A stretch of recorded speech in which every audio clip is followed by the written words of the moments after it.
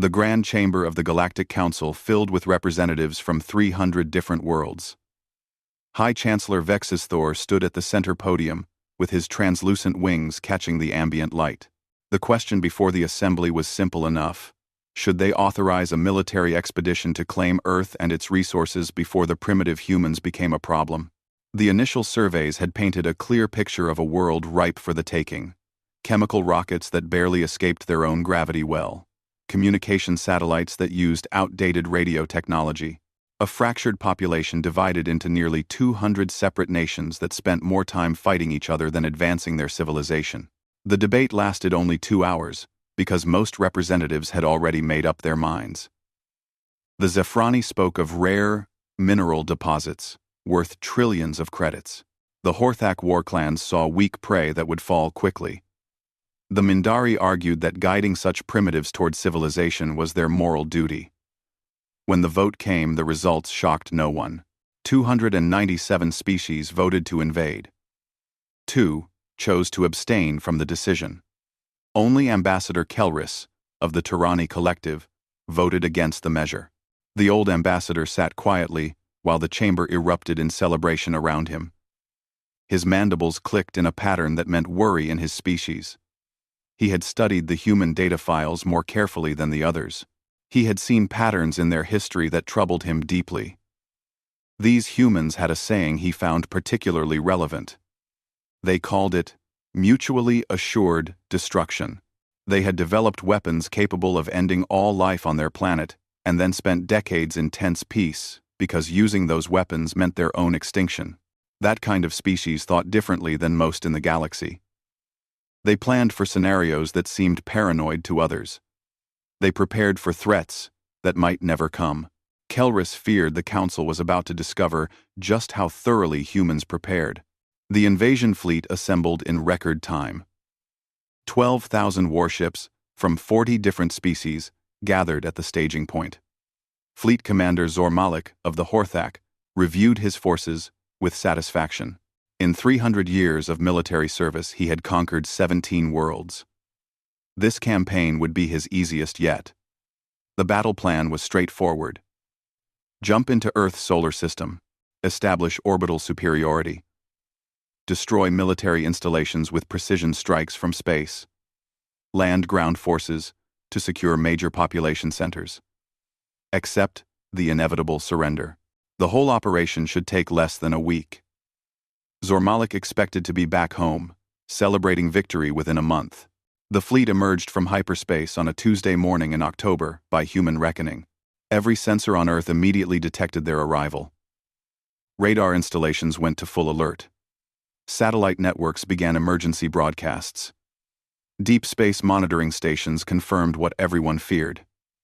Reedy including, with combinated, to hinglivided.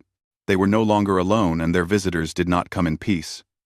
The response from Earth surprised Commander Zormalik. The humans did not panic or attempt to flee.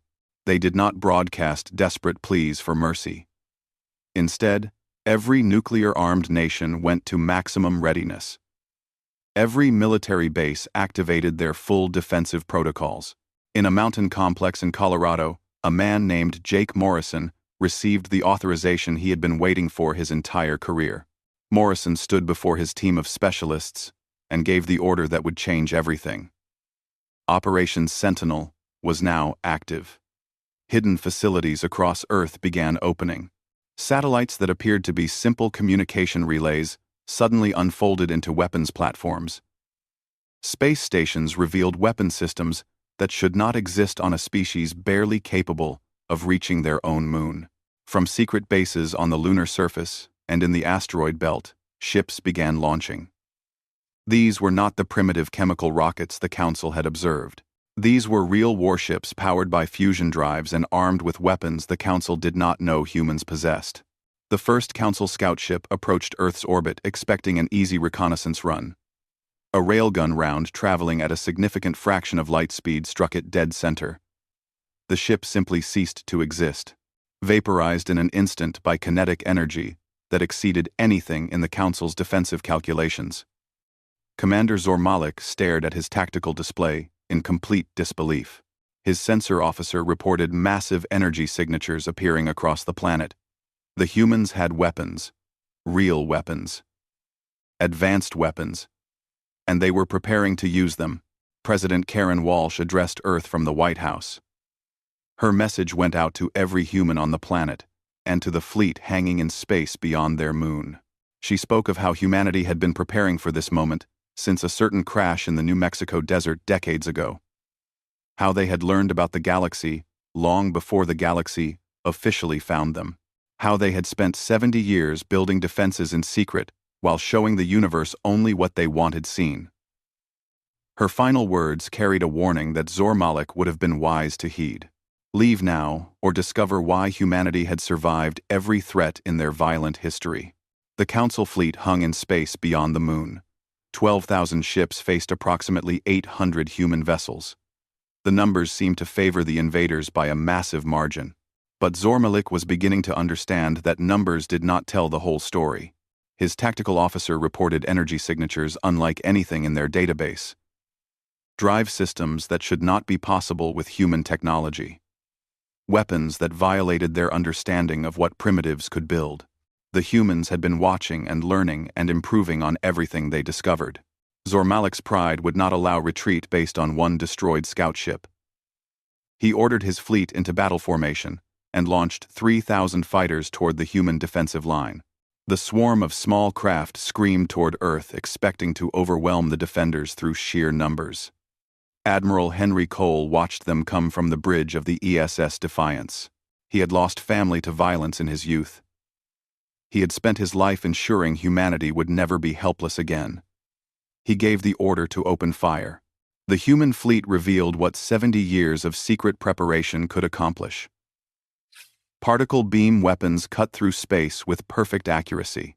Unlike the plasma weapons most species used, these beams did not dissipate over distance.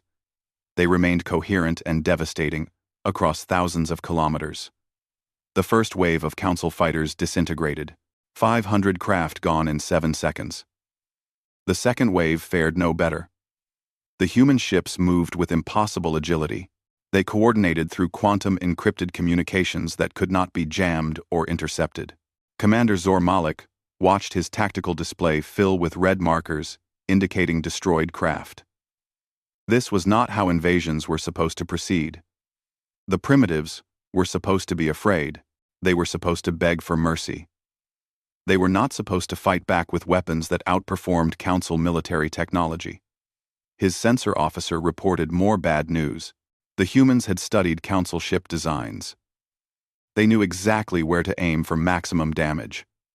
Every shot struck weak points in shields and armor. The Council fleet attempted to establish orbital bombardment positions over major Earth cities. They never reached firing range. The moon suddenly came alive with activity.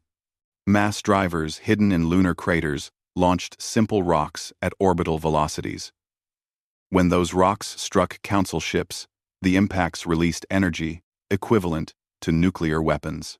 3 destroyers took critical damage in the first volley. 5 more were crippled trying to evade, only to fly directly into firing solutions from Earth's orbital platforms. A human pilot named Ryan Foster led his squadron through the debris field. His mission was to destroy the flagship's communication arrays. 12 small human craft weaved between massive Council warships. Point defense systems tried to track them, but the humans had trained against scenarios far more difficult than this. They released their missiles at point-blank range and broke away. The fusion-pumped warheads struck true. The inevitable destiny went silent. Without coordination, the Council fleet fell into chaos. Some captains pressed the attack. Others pulled back. A few began plotting emergency jumps to friendly space. The careful battle plan dissolved into individual ships, making desperate decisions. On Earth, General Lisa Hayes coordinated defensive operations from deep beneath a mountain. Every screen showed green status indicators. The orbital platforms were performing beyond specifications. The kinetic systems were ready for sustained fire. Most importantly, the civilian population was secure in shelters built over decades of secret preparation. 12,000 light-years away, the Galactic Council watched the battlefields in growing horror. What should have been a simple conquest had turned into a massacre. Ambassador Kelris sat quietly. His earlier warnings had been ignored. Now the price of that arrogance was being paid in burning ships and dead crew members. High Chancellor Vex Thor could barely speak. The survey data had said Earth was primitive. The survey had been wrong. Catastrophically wrong. Commander Zor Malik finally made the decision that would haunt him forever. With a third of his fleet destroyed or crippled, he gave the order to retreat. The Council fleet jumped to hyperspace, leaving behind thousands of dead and the wreckage of their pride. Earth's defenders held their positions. They had won the first battle, but everyone knew the galaxy would not accept this humiliation. The real war was just beginning, and humanity stood ready. The emergency session of the Galactic Council convened 30 hours after the fleet's humiliating retreat from Earth. The grand chamber that usually resonated with calm diplomatic discussion now crackled with barely controlled panic and rage. Representatives from 17 different species demanded explanations for why their ships had been destroyed by primitives who should not have posed any threat. High Chancellor Vex Thor stood before them with his wings folded tight against his body in a display of extreme distress. The Council had lost over 4,000 ships in a battle that was supposed to be a simple annexation. 50 years of careful military buildup had been shattered in 6 hours of combat. Commander Zor Malik stood before the assembly stripped of his rank insignia.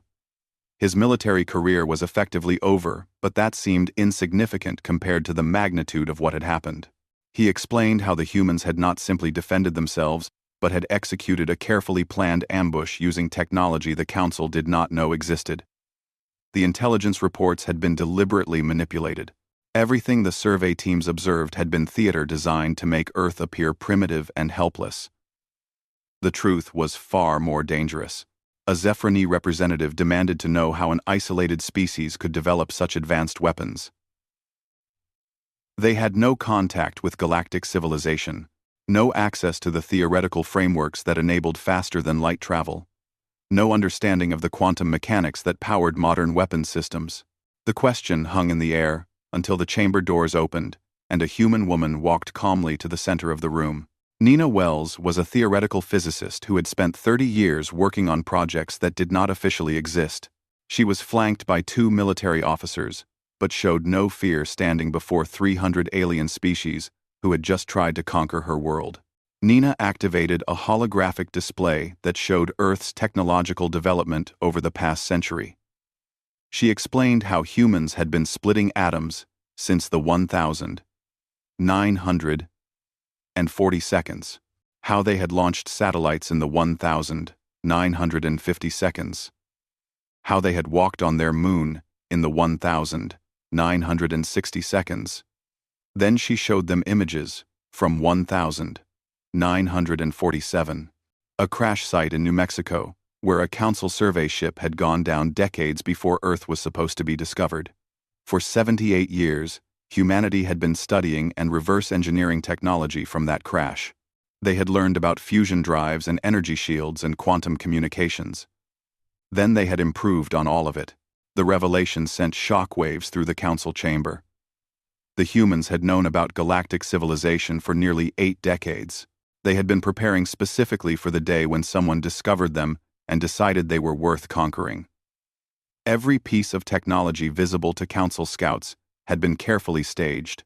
The real development happened on the far side of the moon and in underground facilities that survey teams never detected.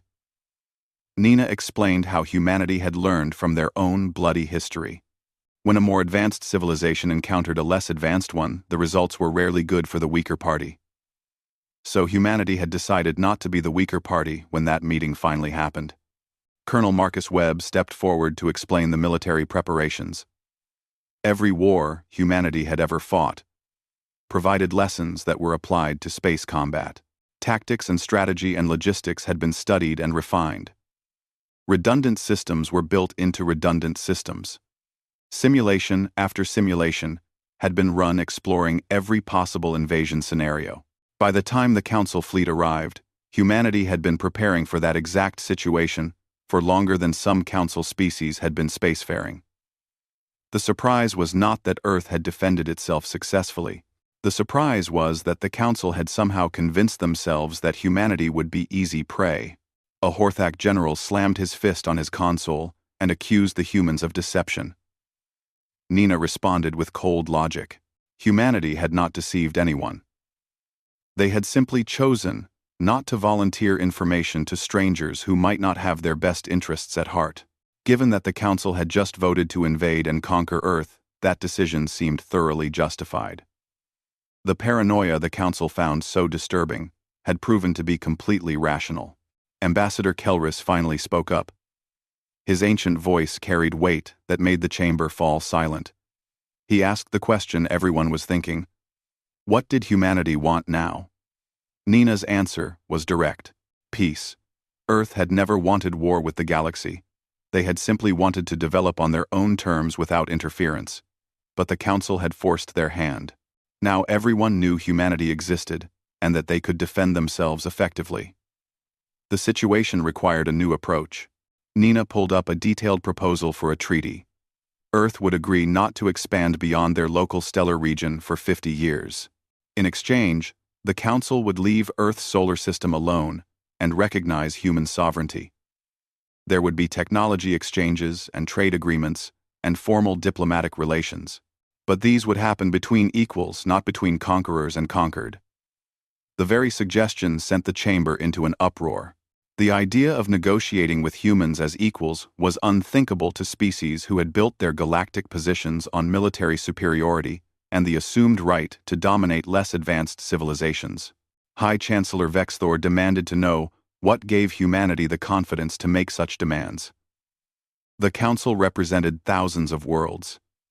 Even with impressive weapons, Earth was still one planet. What made them think they could stand against the entire galaxy if the Council chose to commit its full resources to the conflict?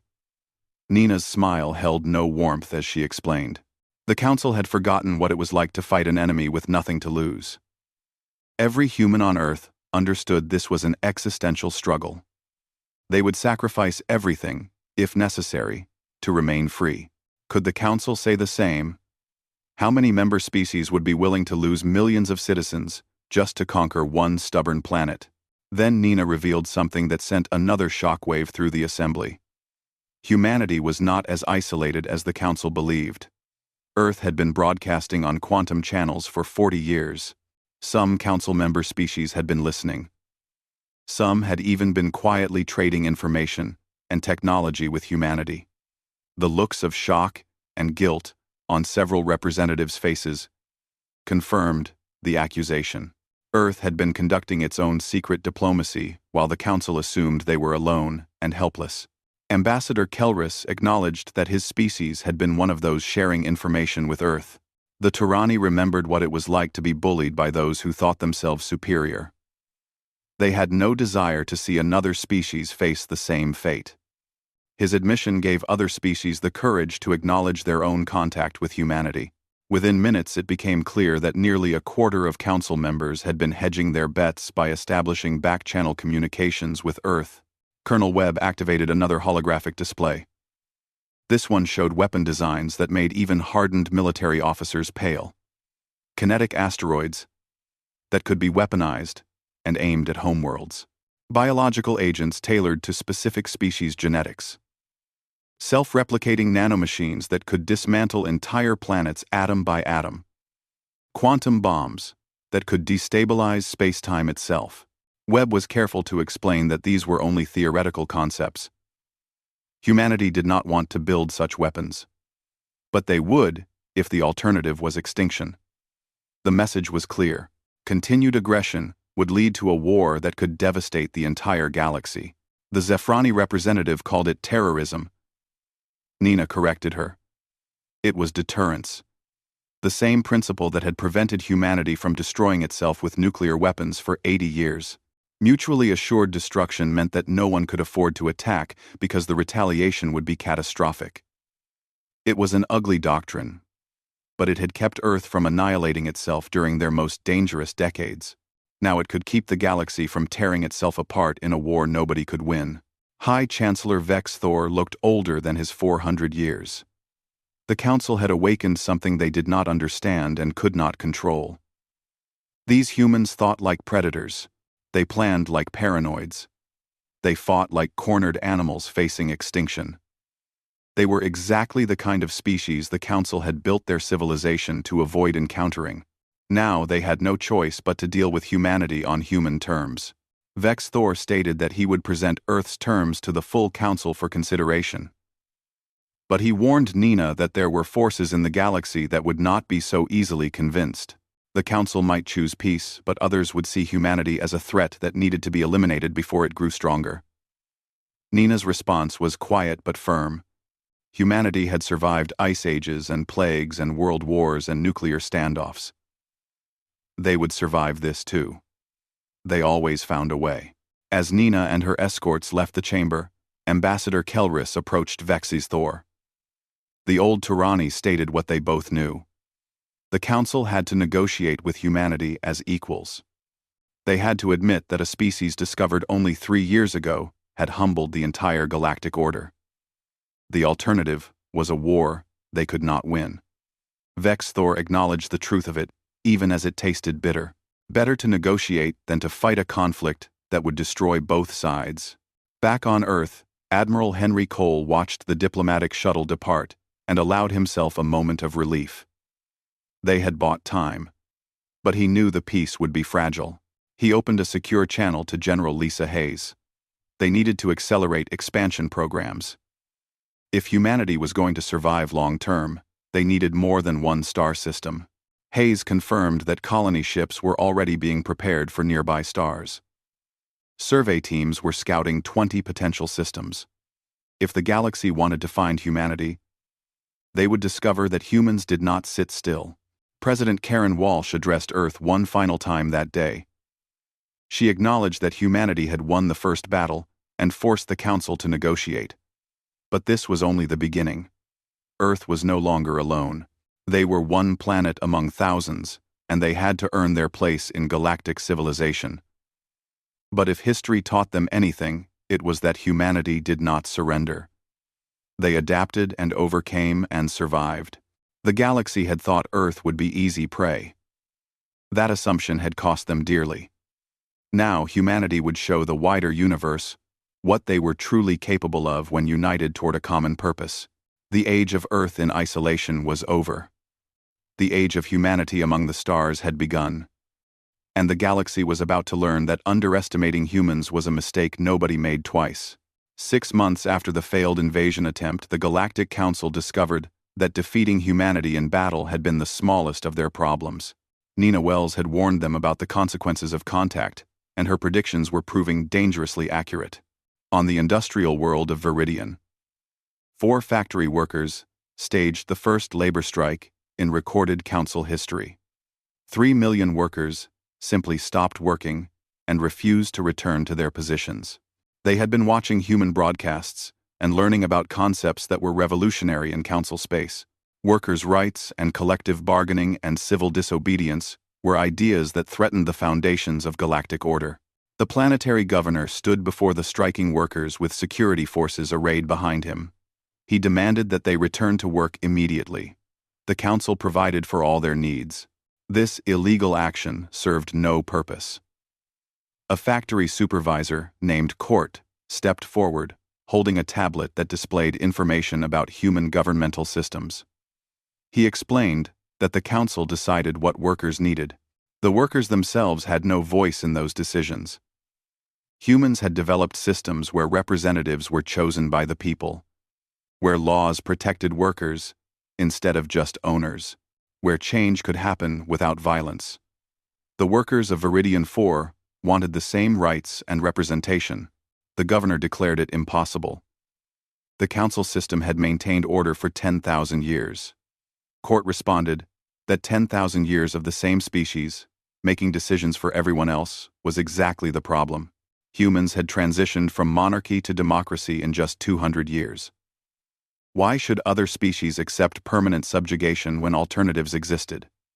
The strike spread to 15 industrial worlds within a month. The Council economy that depended on compliant populations began showing serious strain. In the Council chamber, the debate had turned vicious. High Chancellor Vex Thor found himself under attack from multiple factions. General Korthok, of the Horthok military caste, declared that humans were poison, spreading dangerous ideas of equality and resistance. They needed to be quarantined or eliminated before they corrupted the entire galactic order. Ambassador Kelrus responded with calm logic. Elimination had already been attempted and failed catastrophically.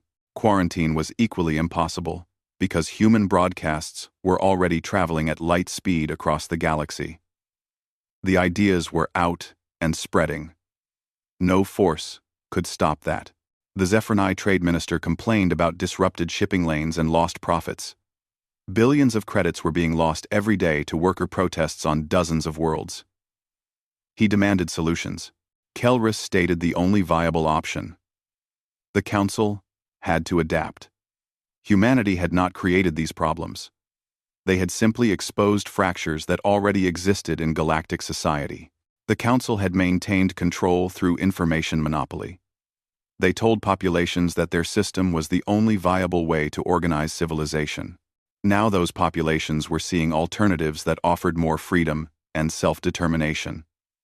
The old order was crumbling, not because humans attacked it, but because it could not withstand comparison to better options. On Earth, President Karen Walsh met with her advisors to discuss the spreading unrest. She asked Nina if humanity was causing the chaos across Council territory. Nina explained that Earth was not directly causing anything. They were simply existing and being visible. For 10,000 years, the Council had told their citizens there was no alternative to the existing power structure. Now those citizens could see that alternatives existed and functioned. The information monopoly had been broken, and there was no way to restore it. General Lisa Hayes presented troubling intelligence. Hardliners in the Council were gaining support. A movement was building that called for a second invasion. This time they planned overwhelming force. 50,000 ships with full authorization to use genocide protocols. They were calling it the human solution. The room fell silent as the implications sank in. Even with all their preparations, Earth could not stand against those numbers. The defensive victory that had seemed so complete 6 months ago suddenly looked far more fragile. Colonel Marcus Webb offered one piece of good news. 17 Council member species had opened secret diplomatic channels with Earth. They did not want war. They wanted trade and cultural exchange and political reform. Walsh understood what that meant. Humanity was not just fighting the Council anymore. They were splitting it apart. A civil war was brewing in galactic civilization, and Earth stood at the center of it. Ambassador Kelrus hosted a secret meeting on the Turani homeworld. Representatives from 20 species gathered in his private residence. All of them had grown dissatisfied with the Council's authoritarian structure. Kelrus stated that humans had given them an opportunity. Not to destroy the Council, but to transform it. To create a truly representative body, instead of a hierarchy maintained by military force. A young Zephyrni diplomat named Pirval worried that the Horthak would never allow such changes. They benefited too much from the current system. Commander Liv Chen attended the meeting via secure hologram from Earth. She explained that in human history, empires that refused to change eventually crumbled. The British Empire and Soviet Union and other powers had all fallen because they could not adapt to changing times. She presented a new proposal. The Galactic Federation. Equal representation for all member worlds. Democratic votes on major decisions. Free trade and cultural exchange. Military forces for defense only, not conquest. Every species would maintain sovereignty within their own territory. Pirval pointed out that the Council would never accept such radical changes. Kelrus agreed that the Council in its current form would resist. But a reformed Council might embrace transformation, especially if the alternative was watching civilization tear itself apart. The political earthquake humanity had triggered was spreading faster than anyone predicted. On the advanced world of Synthara, prime students demanded educational reforms based on Earth's university system. On agricultural colonies, farmers challenged the pricing monopolies that kept them poor. On military fortress worlds, young warriors questioned why they should die conquering others instead of defending their own homes. Not everyone welcomed the changes. General Korthok assembled a coalition of hardline species who viewed human influence as an existential threat. They called themselves the Purity Alliance. Their message was simple and effective. The old ways had maintained peace for millennia. Anything threatening that peace needed elimination. Korthak broadcast his message across military channels. He called humans a disease that pretended to offer freedom while bringing only chaos. He pointed to Earth's own history of constant warfare and genocide and environmental destruction. The propaganda resonated with many who feared change. The galaxy was dividing into three camps: those who wanted to destroy Earth, those who wanted to embrace human ideas, those who simply wanted everything to return to how it was before. Captain Ryan Foster led a diplomatic mission to the neutral world of Meridian. The planet hosted universities, attended by students from 100 species. Ryan's assignment was to give a lecture on human military history and the development of international law. The auditorium was packed with alien students curious enough to overcome their fear. Ryan stood before them in his dress uniform. Feeling the weight of representing his entire species, he began by acknowledging that war was humanity's oldest tradition. Humans had been fighting each other for their entire existence. They had gotten very good at killing each other over the millennia. He showed images of human conflicts throughout history. Then, he explained something important. After each major war, humans tried to create systems to prevent the next one. They developed rules for warfare: the Geneva Conventions and Hague Regulations and United Nations. They did not always follow these rules, but they tried. Slowly, over centuries, humanity learned that cooperation served them better than conquest. A Krillian student pointed out that Earth still had dozens of ongoing conflicts. Ryan admitted this was true. Humanity was not perfect. They still struggled with greed and hatred and prejudice, but they were trying to improve. The key point was that regular people decided they wanted something better. Not just leaders or governments. Citizens demanded change and worked toward it. He showed footage from the Battle of Earth. When the Council fleet arrived, humans did not see it as one nation's problem. Every culture and political ideology united around one principle: they had the right to exist and defend themselves. That unity made them stronger than any weapon. A young Horthak warrior in the back stood up. His name was Kresh, and he was training for military service. He challenged Ryan's words. The strong had always ruled the weak. That was nature. Ryan acknowledged that strength mattered. But he argued that true strength came from more than weapons. The strongest thing humanity ever built was not a bomb or battleship. It was the idea that every person deserved dignity and value. That idea had outlasted every empire in human history. The lecture continued for 2 hours with increasingly thoughtful questions. Ryan could not tell if he changed any minds, but he had given the students something to consider. That was all anyone could ask. Back on the Council homeworld, High Chancellor Vex Thor reviewed intelligence reports with growing alarm. The Purity Alliance was mobilizing military forces. The reformist movement was gaining momentum across dozens of worlds. Earth continued developing new technologies that widened their military advantage. Everything was spiraling out of control. Vex Thor met privately with Kelrus and admitted what he had been denying for months. The Council was losing control. The civilization he had served his entire life was fracturing along lines he did not understand. Kelrus responded gently that perhaps it was time to let it fracture. The Council was built for a galaxy where a few advanced species guided the rest. But the galaxy had changed. Species were maturing faster. Communication had become instantaneous. The old hierarchies no longer served their purpose. Vex Thor accused Kelrus of suggesting surrender to chaos. Kelrus corrected him. He was suggesting they guide evolution instead of fighting it. Humanity had not created these problems. They had exposed fractures that already existed.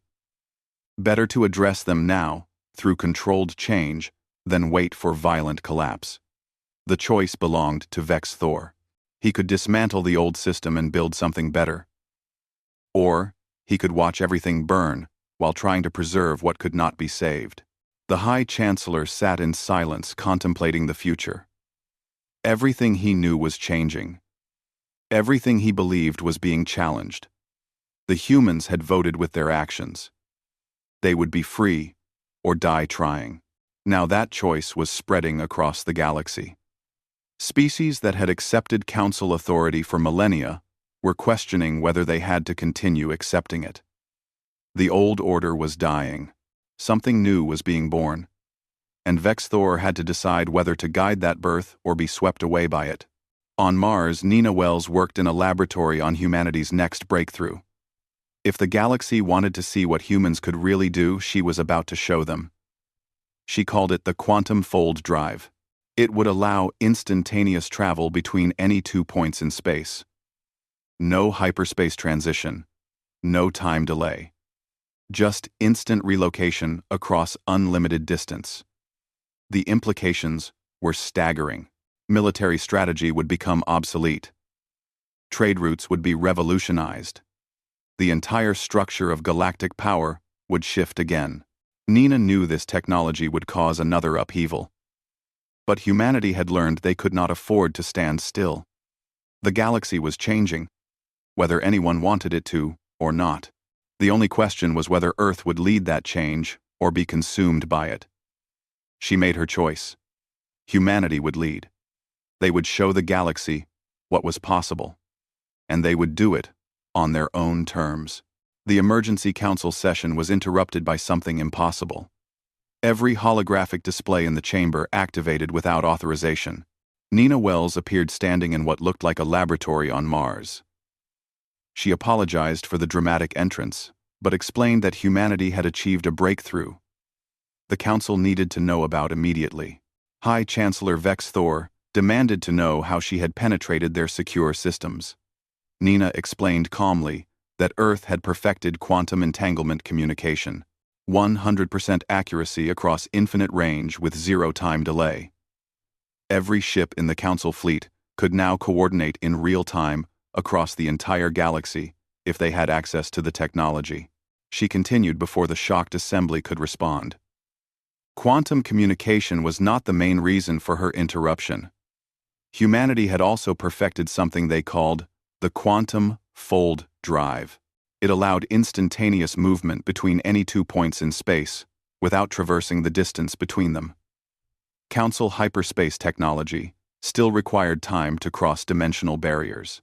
The human system was truly instantaneous. She activated a display showing a test ship disappearing from Mars orbit and immediately reappearing near Jupiter. The test had been duplicated 20 times, with perfect success. Humanity could now place ships anywhere in the galaxy within seconds. The chamber erupted in disbelief. The Syntheran science minister declared it impossible. The energy requirements alone would demand harnessing an entire star. Nina corrected him. The energy requirements were actually quite modest once you properly understood quantum field mechanics. Council scientists had assumed space needed to be crossed. Human scientists had assumed space could be folded. The different assumption led to different mathematics, which led to functional technology that violated what the Council considered physical law. Admiral Henry Cole appeared beside Nina in the hologram. He stated clearly that humanity was not sharing this information as a threat. They wanted to make something absolutely clear. The old power structures based on military force and territorial control were now obsolete. When any world could be reached instantly, traditional concepts of defense and blockade became meaningless. Fleet size no longer mattered when ships could appear anywhere without warning. The entire strategic foundation of galactic power had just shifted. General Korthak snarled that this was blackmail. Humanity was holding the galaxy hostage with their technology. Ambassador Kelris responded quietly that humans were offering evolution. They had made traditional warfare strategically meaningless. No fleet could defend against an enemy that could appear anywhere. No blockade could hold when supplies could arrive instantaneously.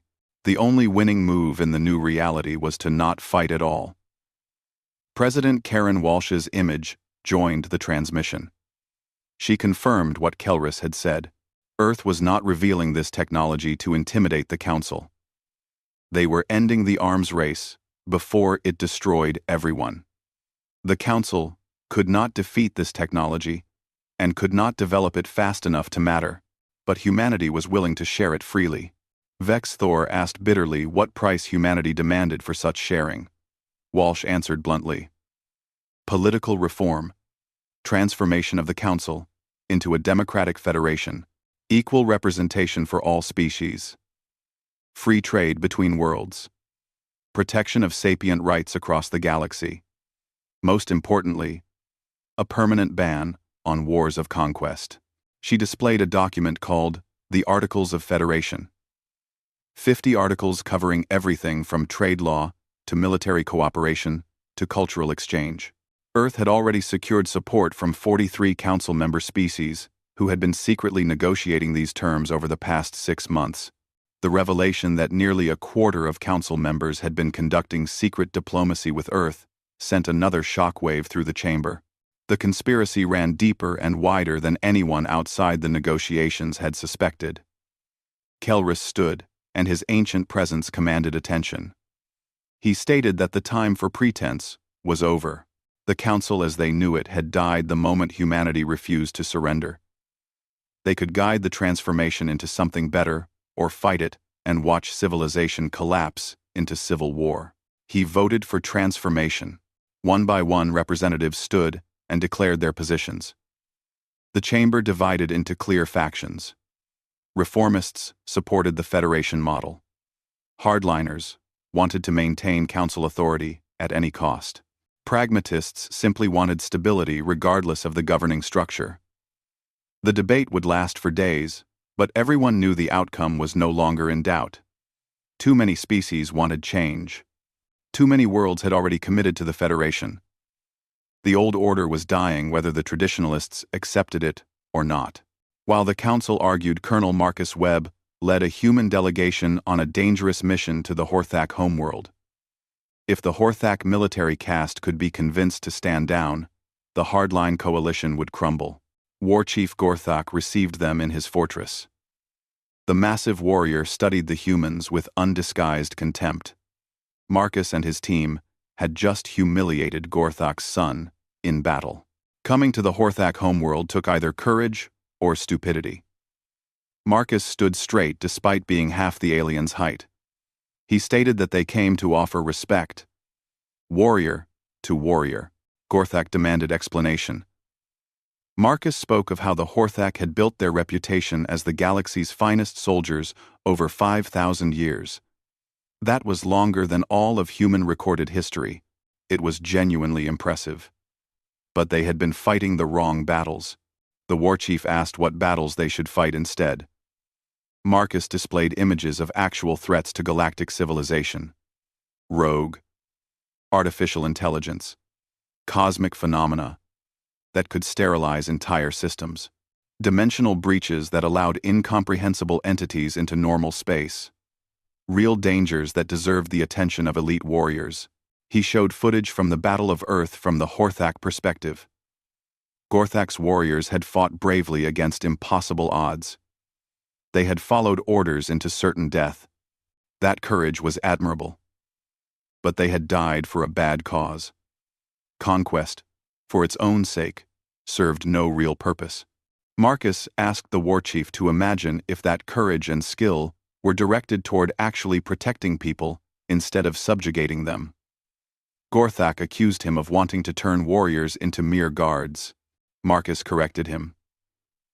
There was a difference between guards and protectors. Guards watched over something small. Protectors defended something precious.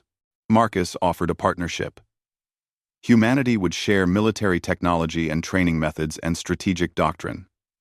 In return, the Horthak would become the Federation's sentinel force, an elite military dedicated to defense against real threats rather than conquest of weaker species.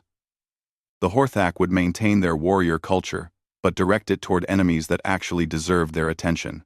Gorthok pointed out that his son would never accept such terms. The young general saw humans as weaklings who won through tricks rather than honor. Marcus responded bluntly that the young general had lost 4,000 ships in 6 hours because he thought honor meant charging into enemy fire. That was not honor. That was waste. Real honor came from protecting those who could not protect themselves. The old war chief's scales rippled in the Horthak expression of deep thought. Marcus was offering his people purpose beyond simple conquest, a legacy that meant something more than a list of defeated enemies. The galaxy needed defenders. The Horthak could be the finest defenders in history. That was a legacy worth building. On Earth, General Lisa Hayes coordinated humanity's most ambitious expansion yet. Using the quantum fold drive, they were establishing contact with every intelligent species in the Milky Way, regardless of council membership. Her report to the cabinet revealed that humans had found 247 spacefaring civilizations the council never contacted. Most were pre-FTL, but advanced enough to matter. Some had been deliberately ignored because they existed in resource-poor regions. All of them were now talking with Earth. President Walsh asked how many wanted to join the Federation immediately. Hayes reported that 17 had already applied for membership. 43 wanted diplomatic relations. The rest were cautiously optimistic.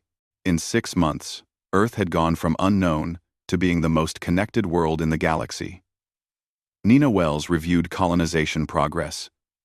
Humanity's first extrasolar colonies were established in 3 systems. 10,000 colonists per month were arriving at each location. Within 5 years, there would be self-sufficient human populations on 12 worlds. Earth would no longer be a single point of failure for the species. The knowledge-sharing program was exceeding all projections. Humanity received alien technology and scientific data from their new partners. In return, they shared human innovation and manufacturing techniques. The exchange was creating an economic boom that made traditional council trade routes look stagnant by comparison. Within a year, the Federation model had effectively replaced council structure for nearly half the galaxy. The old powers found themselves increasingly isolated as communication and trade networks reorganized around Earth's open-access technology. In the council chamber, High Chancellor Vex Thor finally accepted reality. The Purity Alliance had collapsed after the Horthak declared neutrality and opened negotiations with humanity. The reformist movement had grown too large to suppress. Every day, more member species announced they were joining the Federation. Vex Thor stated quietly to Kelrus that they had lost. Kelrus corrected him gently. They had not lost. They had evolved. The Council could transform itself into something better or become a historical footnote. Those were the only real options. Vex Thor spread his wings in a gesture of acceptance. If transformation was inevitable, they should guide it with grace rather than be dragged into the future kicking and screaming. He called for a formal vote. The question was simple. Should the Galactic Council dissolve itself and reorganize as the Galactic Federation under the proposed Articles of Federation? The vote required a 2/3 majority of all 300 member species. The tally came in slowly as each representative cast their decision. 218 voted in favor. 73 opposed. 9 abstained. The Galactic Council, after 10,000 years of existence, voted itself out of power. The chamber fell silent as the magnitude of the moment sank in. Everything was changing. The old certainties were gone. The future was unknown and frightening and full of possibility. Kelrus looked around at the assembled species and felt something he had not experienced in centuries. Hope. Perhaps this new order would be better than what it replaced. Perhaps the galaxy could finally live up to its potential. Perhaps humanity's stubborn refusal to surrender had saved them all from slow stagnation. 5 years would pass before Unity Station was completed. But on this day, the foundation was laid for a new galactic civilization, one built on cooperation instead of conquest, on equality instead of hierarchy, on the radical idea that every sapient being deserved dignity and freedom. The humans had brought that idea to the galaxy wrapped in advanced weapons and backed by the willingness to die for it. Now that idea would reshape everything. The galaxy would never be the same. And perhaps that was exactly what it needed. 5 years after the Galactic Council voted itself out of existence, Captain Ryan Foster walked through the corridors of Unity Station. The massive orbital platform served as the capital of the new Galactic Federation. It orbited no planet and belonged to no species. It was neutral ground, where all sapient beings met as equals. The corridors were crowded with beings from 300 worlds, humans and Krillians, and Horthak and Tirani, and dozens of species that had never met before the Federation existed. They traded and argued and laughed and lived together in chaotic harmony that would have been impossible under the old council system. Ryan met Nina Wells at an observation deck overlooking the station's central plaza. She looked tired, but satisfied. Her hair had gone gray from years of relentless work building the technologies and systems that made the Federation possible. Ryan stated simply that they had done it.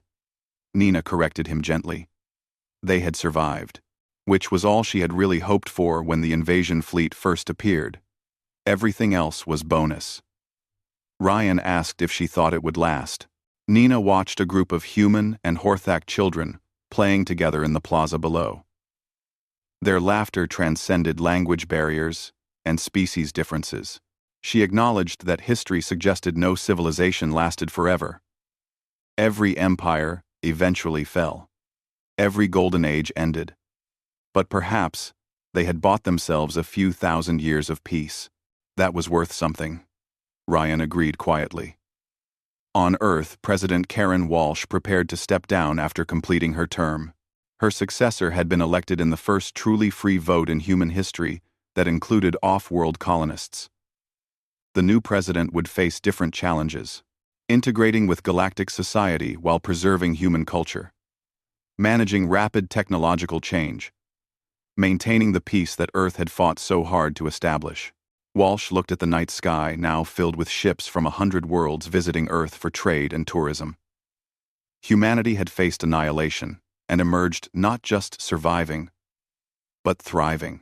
They had forced the galaxy to accept them as equals. They had sparked a revolution in how civilizations organized themselves. It was more than she had dared hope for when the crisis began. On the Horthak homeworld, War Chief Gorthak trained a new generation of warriors. But these warriors learned different lessons than their ancestors. They studied protection instead of conquest, defense instead of domination. The Sentinel Force had responded to 3 major crises in the past year, saving millions of lives. The Horthak had found their purpose. Ambassador Kelris now served as the Federation's first Secretary General. He gave an address marking the 5th anniversary of the Federation's founding. 5 years ago, the Galactic Council had voted to invade Earth expecting an easy victory. What they got instead was a revolution. Not just in military technology, but in how the galaxy thought about civilization itself. Humanity had taught them that strength came from unity, not domination. That progress required change, even painful change. That every sapient being deserved the right to shape their own destiny. Kelris acknowledged that the Federation was not perfect. They had problems and conflicts and disagreements. But they faced those challenges together, as equals, rather than as conquerors, and conquered. That was the gift humanity had given them. Not technology or military strength, but a simple idea. They could do better. The galaxy could be better than it had been. In the audience, Nina Wells sat beside Marcus Webb and Ryan Foster, 3 humans who helped change the course of galactic history. They were tired and older, but satisfied with what they had accomplished. Marcus whispered that they should probably tell the Federation about the wormhole stabilization project. Being able to connect distant galaxies would cause another political upheaval. Nina told him to give it a few years. Let everyone get used to the current changes before hitting them with the next revolution. Ryan said dryly that such consideration was very thoughtful. Nina smiled slightly. Scientists always thought 3 steps ahead. It was both their gift and their curse. The Federation had been built on the foundation of humanity's stubborn refusal to surrender. That same stubbornness now drove them to keep pushing boundaries and exploring possibilities. Deep in Federation research facilities, human and alien scientists worked together on projects that would have been impossible under the old Council system. Combining human creativity with alien knowledge produced innovations neither could achieve alone. Medical advances extended lifespans across dozens of species. Agricultural techniques ended hunger on worlds that had struggled for generations. Energy systems provided clean power without the environmental devastation that had nearly destroyed Earth. The Federation was proving that cooperation produced better results than competition, but not everyone was happy with the new order. On the fringes of Federation space, the remnants of the old Council hardliners plotted. They called themselves the Restoration Movement. They believed the old ways were better. That hierarchy and control produced stability. That equality was a pleasant fiction that would inevitably collapse into chaos. They waited for the Federation to fail. They prepared for the day when the galaxy would beg for the return of strong, centralized authority. They did not understand that the galaxy had changed in ways that could not be reversed. The ideas humanity had spread were not dependent on human survival. Other species had embraced concepts of democracy and equality and personal freedom. Those ideas had taken root across hundreds of worlds. Even if Earth disappeared tomorrow, the revolution would continue. The genie could not be put back in the bottle. Knowledge could not be forgotten. People who had tasted freedom would not willingly return to subjugation. On colony worlds throughout Federation space, humans built new societies. Some modeled themselves on Earth cultures. Others developed hybrid systems blending human and alien traditions. The diversity was chaotic, but vibrant. Earth's population had stabilized at 8 billion as millions emigrated to the colonies. The homeworld was transforming into a garden planet. Damaged ecosystems were healing. Polluted regions were being restored. Humanity had learned from their mistakes. They would not repeat the environmental devastation that had nearly destroyed them. The solar system had become a hub of trade and culture. Mars was terraforming slowly but steadily. The asteroid belt hosted mining operations run by human and alien crews working together. Jupiter's moons had research stations studying exotic physics. Saturn's rings were protected as a natural wonder after humanity learned what uncontrolled resource extraction could do. Admiral Henry Cole retired from active military service but remained an advisor.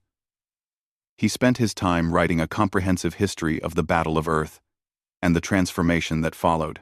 He wanted future generations to understand how close humanity had come to extinction, how the decisions made by a few people had changed the fate of trillions, how important it was to remain vigilant because peace was always fragile.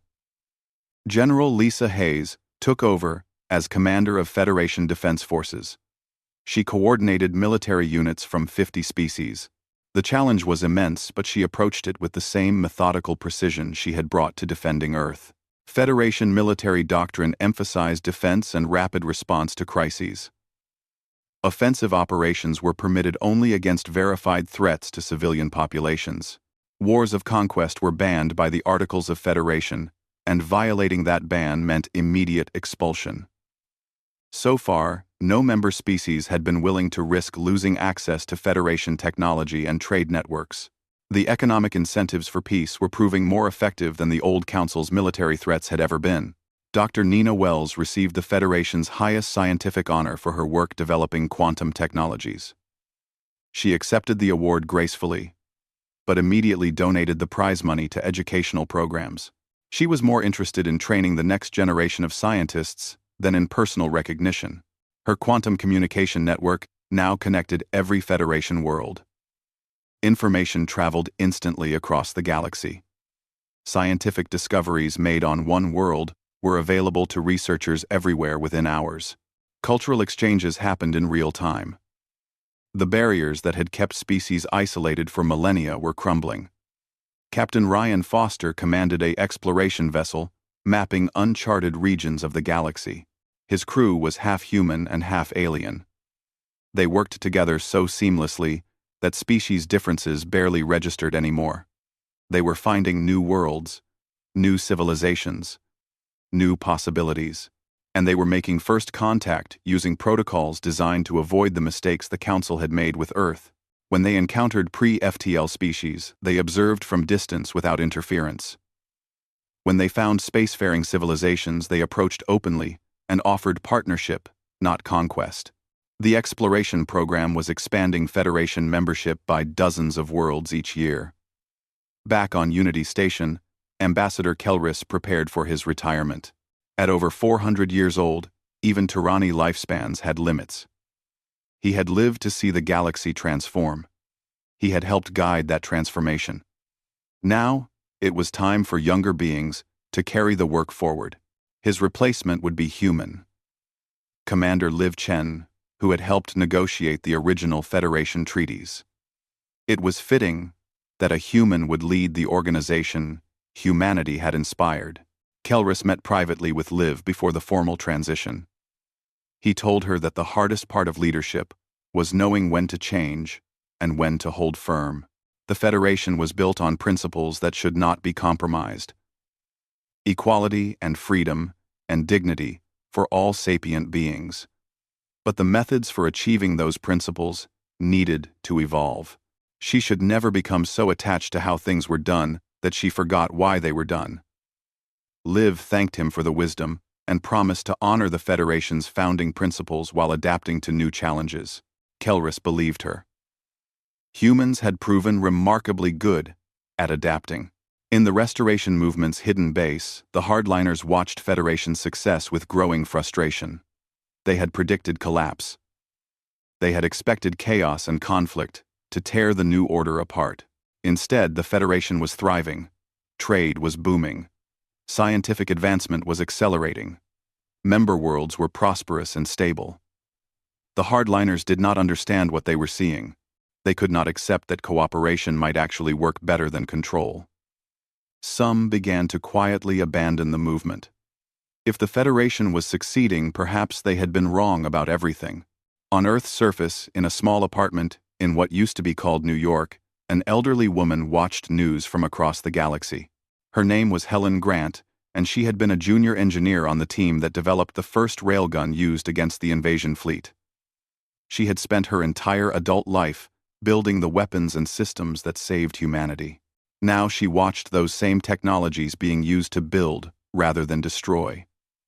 Medical facilities and power plants and transportation networks were spreading across the galaxy. The tools of war had become tools of peace. Helen thought about the young person she had been. Scared and angry and determined that humanity would not go quietly into extinction. She had helped ensure they survived. But the generation after hers had done something even more impressive. They had turned survival into something worth surviving for. They had built a civilization that valued life instead of just defending it. President Walsh's successor gave her first address to the Federation General Assembly. She spoke of humanity's journey from isolated world to galactic civilization. She acknowledged the mistakes Earth had made and the lessons learned. She committed humanity to being worthy of the trust the galaxy had placed in them. The address was well received. Humans were still viewed with some suspicion by conservative species. The galaxy had not forgotten how thoroughly Earth had deceived the Council. But suspicion was better than the contempt primitives usually received. And it was infinitely better than the extinction the Council had planned. Nina Wells sat in her laboratory on Mars, working on yet another project. This one was less dramatic than quantum drives, but potentially more important. She was developing technology to reverse environmental damage, to restore dead worlds and heal poisoned ecosystems. Earth had learned how to survive. Now they were learning how to help others survive too. The galaxy had voted to invade Earth, expecting to add another conquered world to their collection. Instead, they had awakened a sleeping giant that changed the balance of power forever. Humanity had forced the galaxy to evolve, to become something better than it had been. The transformation was still ongoing. There were setbacks and challenges and moments when everything seemed ready to fall apart. But the direction was clear. The galaxy was becoming more free, more equal, more just. And it had all started because one stubborn species refused to surrender. The Galactic Council's complacency had indeed been shattered. What came next was still being written. But for the first time in 10,000 years, the galaxy had hope. Hope that things could improve. Hope that peace was possible. Hope that cooperation could achieve more than conquest ever had. That hope was humanity's true gift to the galaxy. And it was a gift that would endure long after every human had returned to dust. The story of Earth's stand would be told for generations, across 1,000 worlds. And every time it was told, it would end the same way. They came to conquer but left having been conquered by an idea. The idea that everyone deserved freedom. That idea had reshaped the galaxy forever. And in the end, that mattered more than any battle or any technology. Ideas endured, ideas spread, ideas changed everything. Humanity had given the galaxy an idea worth fighting for, and the galaxy had accepted it. The age of conquest was ending. The age of cooperation was beginning. And it all started because one world refused to be easy prey.